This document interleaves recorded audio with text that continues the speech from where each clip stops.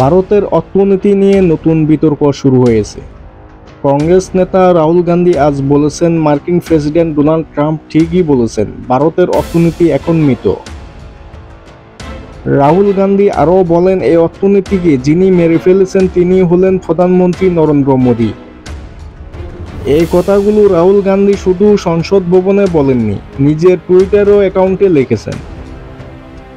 অন্যদিকে আমেরিকার president Donald ট্রাম্পও তার সোশ্যাল মিডিয়ায় লিখেছেন, ভারত আর রাশিয়া দুটো দেশের অর্থনীতি মৃত, তারা চাইলে একসাথে রসাতলে যাক। ট্রাম্পের অভিযোগ, ভারতের সঙ্গে আমেরিকার বাণিজ্য অনেক কম, কারণ ভারত ট্যাক্স বা শুল্ক খুব বেশি। এই কথাগুলো শোনার পর ভারতের রাজনীতিতে শুরু হয়েছে তীব্র বিতর্ক।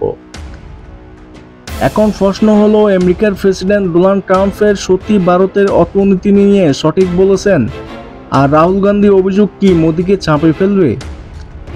মতামত দিন, কমেন্ট করে জানান। নিউজ ডেস্ক, আন্তর্জাতিক দুনিয়া।